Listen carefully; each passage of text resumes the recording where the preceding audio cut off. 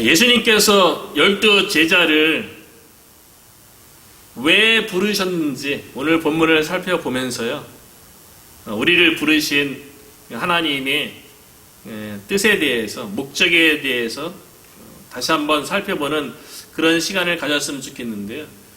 예수님은 하나님의 아들로서 하나님의 일들을 감당하시는 거예요. 공생애를 시작하면서 예수님은 그 당시에 다른 하나님의 여러 일꾼들과 다르게 뛰어난 지도자였어요. 회당에서 설교를 하면 많은 사람들이 감동을 받고 많은 사람들이 결단도 하고 서기관과 다른 권위 있는 그 모습에 오늘날로 치면 이제 설교를 듣고 은혜 받았다고 그렇게 고백하는 그런 사람들이 많았던 거죠. 그리고 예수님이 가는 곳마다 사람들을 만나면 귀신 들린 자에게는 귀신을 내쫓아주고요, 질병을 가진 자들에게는 모든 질병을 고쳐주셨어요. 그리고 이 세상에서 여러 가지 자신의 목적과 꿈을 위해 살아가는 사람 가운데 마음의 공허함이 있죠. 그들에게 천국 복음을 통해서 천국 소망, 영생에 대한 소망을 주면서 인생의 참된 의미, 목적을 깨닫게 해주시면서 예수님 주변에 있는 많은 사람들에게 예수님이 필요함을 보여주셨죠. 그렇기 때문에 예수님에 대한 소문이 퍼지면 퍼질수록 예수님을 만나고자 하는 사람들은 많았어요. 그리고 예수님이 설교하고 사역하는 가운데 예수님에 대해서 오해하는 사람들도 있었고요. 그 중에 대표적인 사람들이 바리새인들이죠. 그래서 바리새인들이 지난주에는 안식일에 회당에서 손 마른 사람을 고치시는 그 장면을 목격한 다음에 예수님이 안식일을 어겼다. 예수님에 대해서 오해하는 사람들이 있는 거예요. 예수님이 하나님의 아들 메시아로서 사역을 하는데 종교 지도자들은 하나님의 말씀에 대해서 많이 알고 가르친다고 하지만 실질적으로 하나님의 아들 메시아로 예수님에 대해서는 잘 모르고 오해하는 거예요. 그러니까 예수님께서 안식일 논쟁을 통해서 안식일 제도가 중요한 것이 아니라 안식을 가져다주는, 안식일에 손 마른 자를 참된 안식을 얻게 하는 예수님이 더 중요함을 깨닫게 해주셨죠. 안식일 제도가 중요한 게 아니라 하나님께서 그 안식일을 만든 그 안식을 취하게 하는, 그 안식을 가져다주는 예수님에 집중할 수 있도록 손 마른 자를 고쳤음에도 불구하고 바리새인들은 예수님에 대해서 올바르게 이해하고 받아들이려기보다는 오히려 자신들의 종교 기득권 때문에 예수님을 죽이려고 모의를 하셨어요. 모의를 했죠.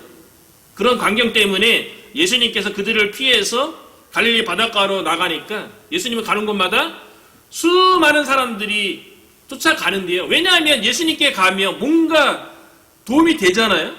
특별히 많은 사람들이 질병에 고침을 받으니까 예수님을 쫓아가는 그 무리들이 어떤 생각을 했냐면 예수님을 만지면 나을까 하고. 근데 사실은 이거는 한국말로 하면 무속적인 믿음이죠. 어떻게 예수님 몸을 만져서 병을 고칠까 생각을 합니까? 예수님과 인격적인 만남 속에서 예수님의 권능으로 질병이 고쳐받는 거죠. 그렇기 때문에 예수님이 사역을 하는 데 있어서 예수님은 혼자잖아요. 그 예수님의 사역이 더 확장되게 하기 위해서 예수님이 제자를 부르셔야만 했던 거죠. 예수님이 그 광경을 보면서 오늘 본문에도 예수님께서 12 제자를 선택할 구체적인 이유가 3가지가 나오긴 하거든요. 그런데 그 전에 보면 예수님께서 제자들을 부를 수밖에 없는 그런 상황이 이해가 되긴 해요. 왜냐하면 예수님께서는 그 사람의 문제를 해결해주고 귀신을 내쫓던 질병을 고치던 삶의 희망과 용기를 주던 예수님과 인격적인 관계 속에서 그 문제가 일어나는 거죠. 이거를 분명히 했던 것 같아요. 예수님은 하나님의 아들 메시아이기 때문에 그냥 많은 사람들만 모아놓고 예수님의 말씀을 막 선포해서 그 자리에서 모든 문제가 해결되게 하신 분이 아니세요. 성경을 읽어보면 예수님은 개인적인 만남을 통해서 일하시는 거지, 그냥 많은 사람들을 한꺼번에 모아놓고 마치 하늘에서 능력이 부어지고 그렇게 사람들에게 일하신 분이 아니거든요. 그러니까 예수님께서 혼자 예수님께 나오는 그 수많은 사람들을 대할 수 없는 거죠. 그리고 예수님 주변에는 바리새인이든 아니면 예수님의 몸에 손을 대갖고 어떻게 낳고자 하는 잘못된 믿음 가진 사람도 많고, 예수님은 바리새인도 사랑했겠죠. 그들의 잘못된 종교관에 대해서 누군가는 바르게 가르칠 사람이 필요하잖아요. 근데 예수님이 일일이 다 대응할 수 있는 것도 아니고, 그래서 예수님께서 예수님의 사역을 함께 짊어질, 함께 동역할 자가 필요한 거죠. 혼자 다 할 수 없는 거죠. 우리들도 마찬가지 아닙니까? 혼자 모든 일을 할 수 있는 게 아니잖아요. 누군가의 도움이 필요하고 누군가의 협력을 통해서 일을 이루어가는 것처럼, 그것이 또 하나님의 일하시는 방법이죠. 누군가와 함께 협력해서 하나님의 일을 하도록, 그걸 보여주기 위해서 예수님께서 12 제자를 부르시게 되는데요. 너무나도 중요한 일이죠. 예수님의 사역에 함께 동참하고, 또 예수님께서 또 부활 승천하시면 그 예수님의 사역에 대해서 계속 계승할 믿음의 사람들이 필요하잖아요. 그러려면 누군가를 선택해서 훈련해야 되는데, 이 중요한 일, 하나님의 일, 하나님의 나라의 일을 하기에 앞서서 예수님께서 하신 일이 있어요. 그 일이 무엇이냐면 13절에 보니까 또 산에 오르사, 예수님께서 산에 오르셨어요. 예수님은 공생애 하시면서 바쁜 와중에도 새벽 5일여 미명에 한적한 곳에 가셔서 기도했어요. 하나님의 일을 하는 데 있어서 기도가 우선됐다는 거죠. 기도보다 예수님의 사역이 앞서지 않았던 거예요. 그러니까 12 제자와 함께 하나님의 나라의 일을 하려고 하는데 하나님을 의지해야죠. 하나님을 찾아야죠. 그래서 예수님께서 산에 올라가셔서 하나님께 간절히 기도하는 거예요. 그래서 동일한 본문이 누가복음 6장 12절에 나오는데, 거기에는 뭐라고 기록되어 있냐면, 이때 예수께서 기도하시러 산으로 가사 밤이 새도록 하나님께 기도하시고, 밤이 새도록 하나님께 기도하시고 그 다음에 12 제자들을 부르시는 장면이 누가복음에는 기록된 거예요. 그러니까 12 제자를 부르시는 이 장면이 얼마나 예수님의 사역에서 중요한지를 예수님의 기도를 통해서 알 수 있는 거죠. 잠시 기도한 것이 아니라 밤이 새도록 그렇게 기도했던 것은 간절한 마음으로 하나님께 기도했다는 거죠. 하나님의 일에 동참할 동역자를 부르는데 하나님께서 기뻐하는 자, 하나님께 영광될 일꾼들을 보내달라고 예수님께서 기도하시지 않았겠어요? 하나님의 일에 있어서 우리가 사역을 감당하는 데 있어서도 예수님처럼 기도가 앞서야 되는 줄로 믿습니다. 하나님의 아들이신 예수님도 먼저 기도하고 그 다음에 제자를 부르시는 사역을 감당했거든요. 혹여나 우리의 삶 가운데 기도보다 성령보다 더 앞서는 부분이 있다면 그 내 생각을 가지고 하는 거죠. 내 감정을 가지고 하는 거죠.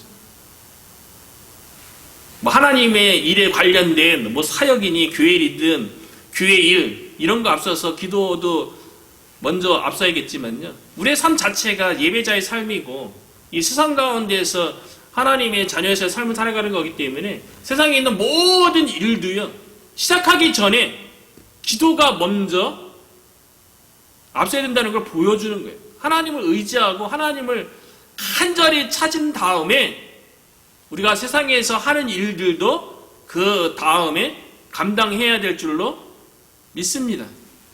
예수님께서 산에서 밤이 새도록 기도하신 다음에 제자들을 선택하는데요. 예수님이 제자들을 부르신 그 선택 기준은 무엇일까요? 13절에 그 다음에 보면 또 산에 오르사 기도했죠. 자기가 원하는 자들을 부르시니. 예수님께서 제자들을 선택하는 데 있어서요, 그 제자들의 선택 기준이 무엇이냐면 예수님이 원하는 자였다는 거예요.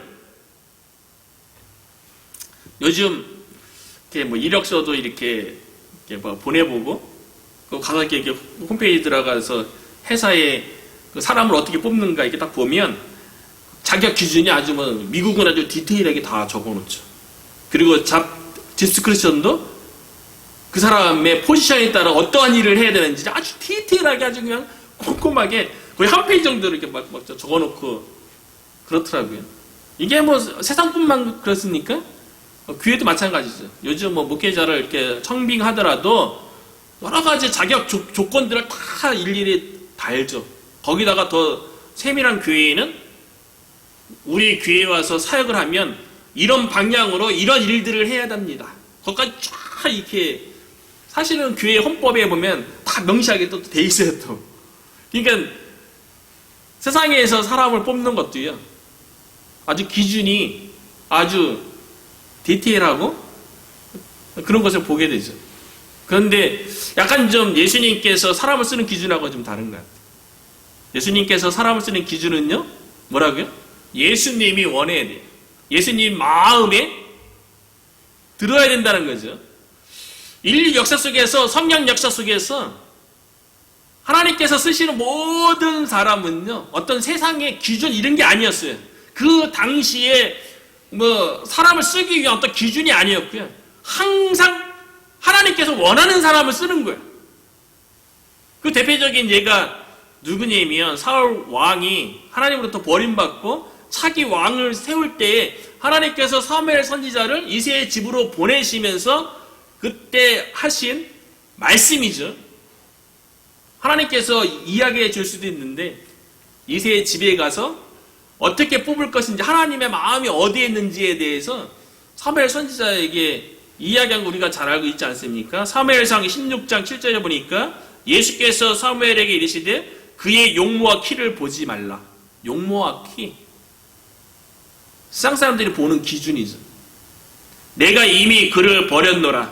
내가 보는 것은 사람과 같지 아니하니 사람은 외모를 보거니와, 겉으로 드러나는 것.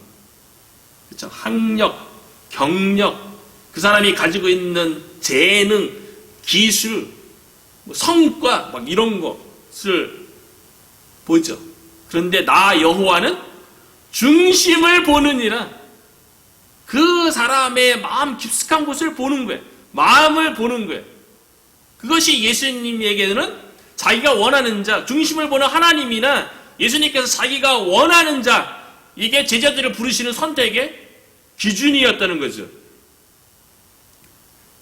예수님께서 자기가 원하는 자, 중심을 보시고 12 제자를 부르게 되는데요. 그 중심, 예수님이 원하는 자가 누구 있는지에 대해서 조금 이렇게 엿볼 수 있는 것은 뭐냐면요, 13절 후반부에 보면 자기가 원하는 자들을 부르시니 나아온지라. 부르시니 나아온지라. 그러니까 제자들의 입장에서, 부름을 받은 제자들의 입장에서, 오늘날 하나님의 부르심을 받은 수많은 성도들의 입장에서 어떤 자들이 하나님께서 원하는 자인지를 알 수 있는데요. 그거는 뭐냐면 부르심에 확신이 있는 자예요. 부르시니, 하나님의 일은요, 부르심의 확신을 가지고 하는 거예요. 내 헌신으로, 내 열정으로 하나님의 일을 하는 게 결코 아니라는 거예요. 교회에서도요, 신앙생활 하다 보면 하나님을 위해서 은혜 받고 그러면 헌신하고 싶은 마음도 생겨요. 그 열정도 막 생겨. 그런데 그것 가지고 하나님의 일을 하는 게 아니고요, 하나님께서 그 자리에 부르셨다는 부르심에 대한 확신이 있어야지 하나님께서 그 사람을 쓰신다는 거예요. 그래서 목회자들을 이렇게 뭐 신대원에서 또 목회자 후배생들 이렇게 뽑을 때도 보면요. 또 우리 교단에서도 마찬가지예요. 목사를 세우고 다른 교단에서 우리 교단에 들어와도요. 반드시 첫 번째 물어보는 질문이 무엇이냐면요.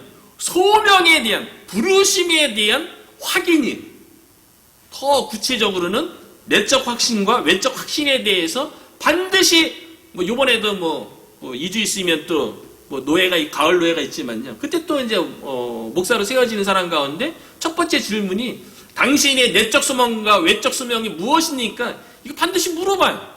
내적으로는 하나님께서 마음 가운데 확신을 주신 그것에 대해서 확인하는 거고, 외적 확신은 외적으로 열매 맺고 주변 사람들의 권면이라든가 그 목사로서에게 부름받은 그 상황 환경에 대해서 외적 소명이 반드시 있어야지 되는 거죠. 우리가 중요한 것은 하나님의 부르심에 대해서 반드시 확인해야 돼요. 부르심의 확신 없이 내 열정, 내 헌신으로 하나님을 하려고 하면 한계가 있는 거예요. 그리고 내 상황에 따라서 그 열정과 헌신 이런 것들은 언제든지 바뀌는 거예요. 그러나 하나님의 부르심은 변함이 없는 거예요. 어떠한 상황과 어떠한 여건에 놓인다 할지라도 한번 부르신 하나님의 부르심이 확실하다면 흔들리지 않게 된다는 거죠. 그런데 12 제자들은요, 예수님의 부르심이 있었던 거예요. 부르심이 있었고 그 부르심에 대해서 나아온지라 순종이 있었던 거죠. 그러니까 예수님이 원하는 자는 부르심에 대해서 온전히 순종할 자라는 걸 알 수가 있는 거죠. 마가복음 1장에 보면 예수님께서 제자들을 처음에 불렀을 적에 그들이 누구였습니까? 갈릴리 바닷가의 어부들인 베드로와 안드레, 또 세베대의 아들들인 야고보와 요한이었어요. 4명 다 어부들이었어요. 그들이 다 물고기를 잡고 물고기를 잡는 도구인 그물을 손질하는 가운데 예수님의 부르심을 받았거든요. 그런데 처음에 부름받았던 제자들이 어떻게 했습니까? 배를 버려두고 그물을 버려두고 온전한 순종으로 예수님을 따랐다는 거예요. 저와 여러분도 우리가 하나님의 부르심이 있어서 이 자리에 있다고 믿어요. 부르심 때문에 가는 거죠.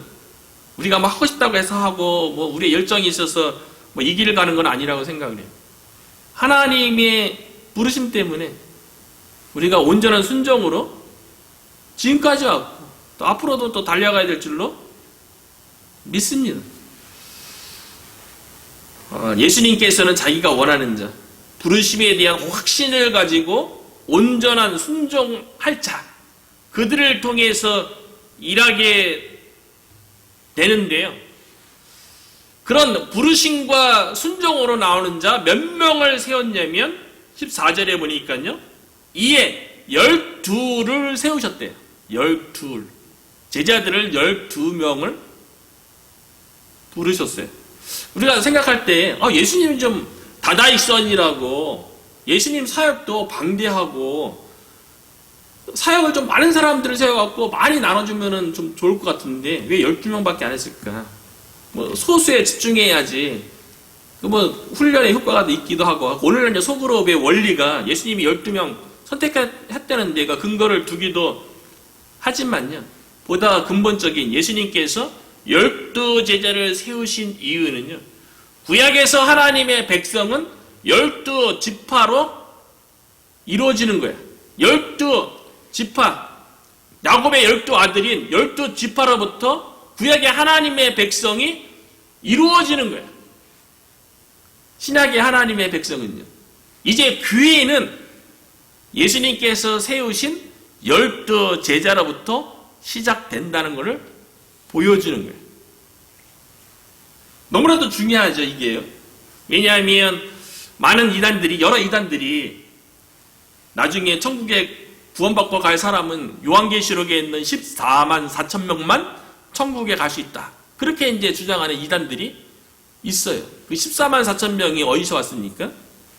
구약의 하나님의 백성인 12지파를 기초로 한 하나님의 백성 12, 그 신약의 하나님의 백성인 신약의 교회인 12제자로부터 시작되어지는 그 12, 11 곱하기 12, 144 곱하기 1000 하나님의 수예요.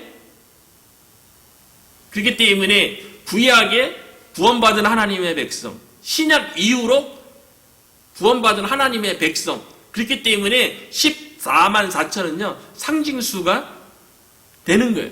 예수님께서 12제자를 세움으로 하나님의 교회가, 그 토대가 시작되는 거죠. 그 12명을 세우신 이유에 대해서 구체적으로 세 가지를 설명하고 있는데요. 14절 중반부에 보면 이에 12를 세우셨으니 이는 자기와 함께 있게 하시고, 첫 번째 이유가 뭐라고요?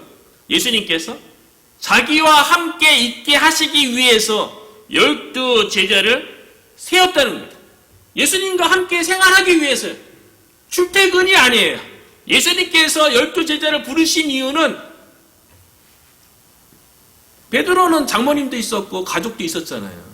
다른 제자들도 기록은 안 됐지만 다 예수님 그 나이인, 그 당시에 30세 정도면 다 결혼할 나이죠.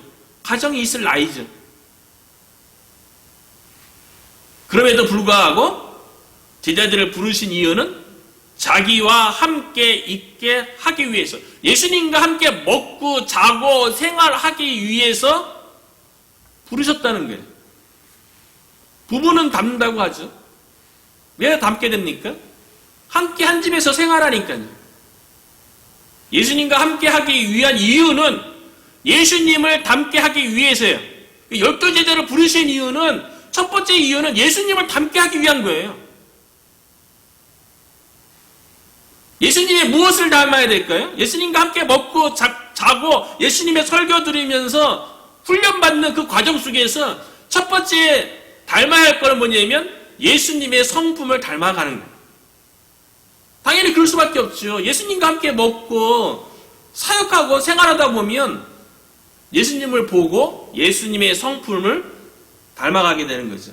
예수님의 성품에 대해서는 예수님이 직접 밝히신 나는 마음이 온유하고 겸손하니, 마음이 온유하고 겸손한 것도 배워야 되고요.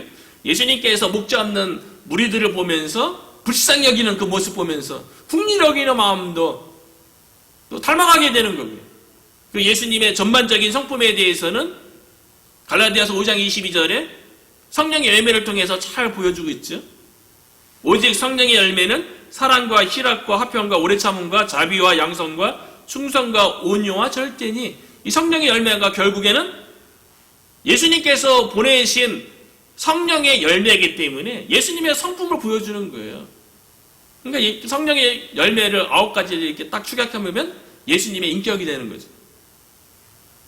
예수님의 성품을 닮아가게 하기 위해서 함께 있게 하신 거고요. 두 번째는 예수님의 사역을 닮게 하기 위해서, 예수님 옆에서 예수님이 하시는 사역을 보면서 예수님의 사역을 닮아서 제자들도 그 예수님의 사역을 이어서 계승하도록 하기 위해서 부르셨다는 거예요. 예수님이 하신 사역은요, 회당에서 가르치시는 사역했죠. 티칭 사역이죠. 그리고 마을마다 돌아다니면서 천국 복음을 전파하셨어요. 전파하는 프리칭 사역을 하셨죠. 그리고 모든 병자들을 고치는 힐링 사역을 하셨어요. 예수님의 사역은 이 세 가지예요. 티칭 사역, 프리칭 사역, 힐링 사역. 이 세 가지 사역을 제자들이 닮도록, 제자들이 계승하도록 함께 하는 거예요. 예수님과 함께하는 3년 3개월 동안, 3년 6개월 정도 예수님의 사역을 배우는 거죠. 닮아가는 거죠. 그리고 예수님이 부활 승천하신 이후에는 예수님이 하시던 사역을 누가 이어받습니까? 제자들이 이어받고요. 그 제자들이 이어받은 그 사역을 오늘날 교회가 감당하는 거예요. 그러니까 교회에는 반드시 이 세 가지 사역, 가르치는 사역, 전파하는 사역, 고치는 사역이 반드시 있어야 되는 거죠.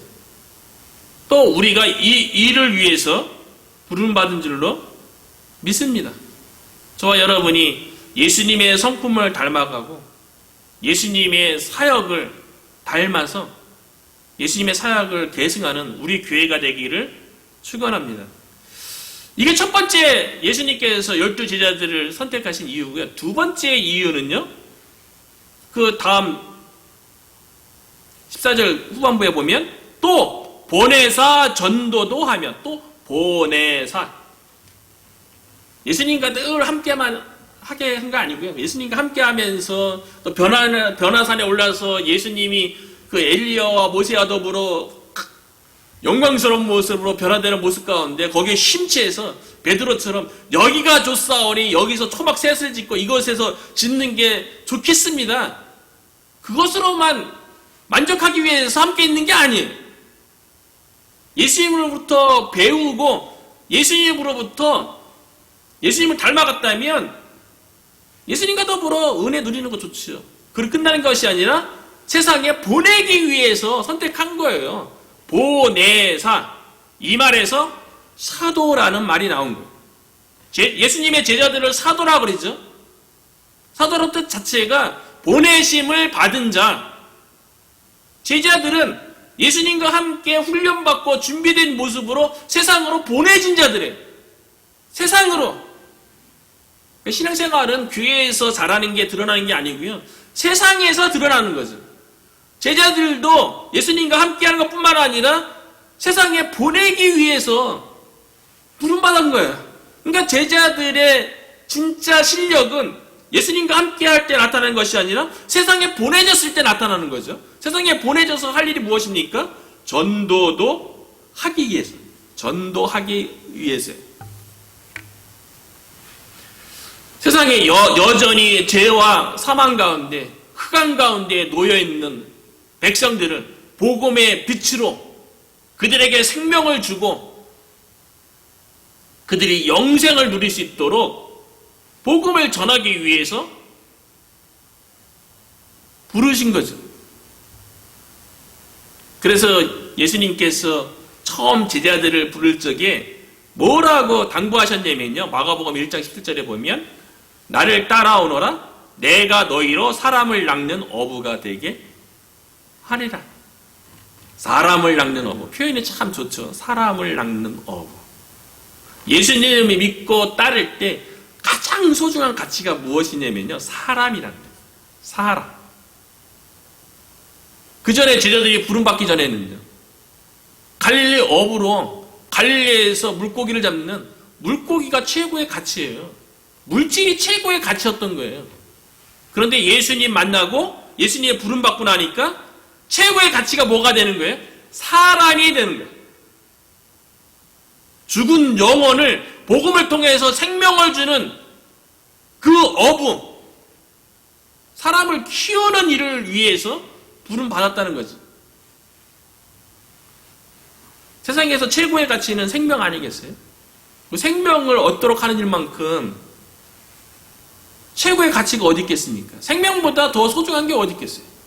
물질보다도 세상 사람들은 얘기하죠. 물질이 최고라고 얘기하죠. 물질이 있어야 내가 하고 싶은 것도 하고 물질이 있어야 내가 누리고 싶은 것도 누리고 물질이 있어야 내 인생이 행복하다고 세상에서 다 그렇게 얘기하죠. 그런데 예수님의 부름받고 보니까 물질보다 더 소중한 가치가 사람이라는 거예요. 생명이라는 거예요. 그 일을 하라고 세상에 보내서 전도하라는 거예요. 이것이 두 번째 제자들을 부르신 이유고요. 세 번째는요. 15절인데요. 귀신을 내쫓는 권능도 가지게 하려 하심이라나. 제자들에게 귀신 쫓는 권능을 줘갖고요. 세상에서 귀신을 쫓게 한 거예요. 예수님이 오시기 전에는 귀신이 세상의 권세자로서 공중 권세 잡는 자로서 이 세상의 임금 노릇했다고요. 그런데 제자들을 통해서 귀신 쫓는 사역을 통해서 하나님의 나라가 이미 임했다는 걸 보여주는 거예요. 귀신이 쫓겨나가는 사역은요, 귀신이 쫓겨나간다는 것으로 그 의미를 드러내는 것이 아니라 하나님의 나라가 임했다는 것을, 이미 시작됐다는 것을 보여주는 거예요. 그래서 누가복음 11장 20절에 보니까요, 그러나 내가 만일 하나님의 손을 힘입어 귀신을 쫓아낸다면 하나님의 나라가 이미 너희에게 임하였느니라. 제자들을 통해서, 귀신 쫓는 사역을 통해서요, 이 땅 가운데 하나님의 나라가 임했고 이미 시작됐고 제자들을 통해서 확장되기를 원하기 때문에 제자들을 부르신 거예요. 그래서 예수님께서 공생에 처음으로 선포하신 말씀이 무엇입니까? 마가복음 1장 15절에 이르시되 때가 찼고 하나님의 나라가 가까이 왔으니 회개하고 복음을 믿으라. 하나님의 나라가 가까이 왔다 그랬는데 복음을 통해서 믿으면 귀신이 쫓겨나가고 하나님의 나라가 이 땅 가운데 각 사람 가운데 임하게 되는 거죠. 그러니까 제자들이 부르심 받은 거는요, 이 땅에 하나님의 나라가 시작되어지고 이 땅에 하나님의 나라가 확장되도록 부름받았다는 거예요. 그러니까 하나님의 나라의 사역에 예수님과 함께 동참하기 위해서 부르심을 받았다는 거예요. 이것이 제자들의 입장에서는 그것이 영광이고 그것이 인생의 최고의 기쁨이고 감사라는 거예요. 하나님께서 에덴 동산을 만드시고요, 하나님의 형상인 아담과 하와를 통해서 에덴 동산에서 하나님의 나라가 확장되길 원했어요. 하나님께서 에덴 동산을 창조하시고 수많은 동식물들이 있고 아담과 하와를 통해서 수많은 인류가 만들어질 때 하나님께서 만드신 나라이기 때문에 하나님께서 직접 통치하셔야죠. 하나님께서 직접 하나님 나라가 해도 되잖아요.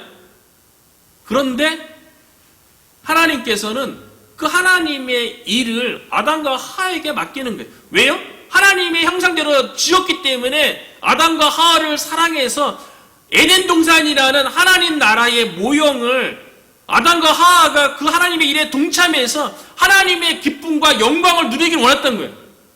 인생 최고의 기쁨과 영광은요, 하나님의 일에 동참하는 거예요.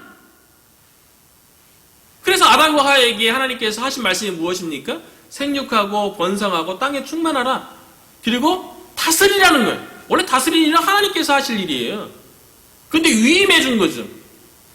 마찬가지로 예수님께서 직접 귀신도 다 쫓아내고 이 땅에 하나님의 나라가 임한다는 것을 볼 수 있죠. 그런데 그 일을 제자들에게 위임해서 제자들에게도 귀신 쫓는 권능을 주셔서 각 사람 가운데 하나님의 나라가 임하는 것을 경험하게 하는 걸 통해서 하나님의 놀라운 그 영광을 보게 한 거죠. 저와 여러분도 이 하나님의 나라의 일에 동참한 자로 부름받은 줄로 믿습니다. 이것이 최고의 인생의 목적이고 하나님의 영광에 참여하는 최고의 행복인 줄로 믿어요. 마침내 예수님께서 12제자를 모두 부르셨어요. 그리고 그 이름을 나열하는데 15절에 보니까 이 12를 세우셨으니, 그 12명의 이름이 기록되어 있어요. 시몬에게는 베드로라는 이름을 더하셨고요. 그리고 그 이후로 야고보, 요한, 안드레, 빌립, 바돌로메, 마태, 도마, 다른 또 야고보, 다데오, 시몬, 유다. 여기 보니까 제자들의 출신뿐만 아니라 배경을 보면요, 어부 출신도 있고요, 그 당시에 죄인 취급하는 세리 출신도 있고요, 그 당시에 매국노로 취급당했던 헤롯 땅인 시몬도 있어요. 그리고 야고보와 요한은 보아너게라고 우레의 아들이라고 별명을 들을 정도로 성격이 급하고 과격한 인물들이에요. 어찌 보면 세상적인 기준으로 다 부족하고 연약하죠. 그런데 그들을 예수님께서 시몬에게는 베드로라는 반석이라는 이름을 지어주신 걸 통해서 하나님께서 부르신 자는요, 하나님께서 그들을 하나님께 쓰시기에 합당하도록 변화시켜서 쓰시는 것을 볼 수가 있어요. 오늘날에도 하나님께서는 하나님의 사람을 세워서 지금 여기서 일하고 계신 줄로 믿습니다.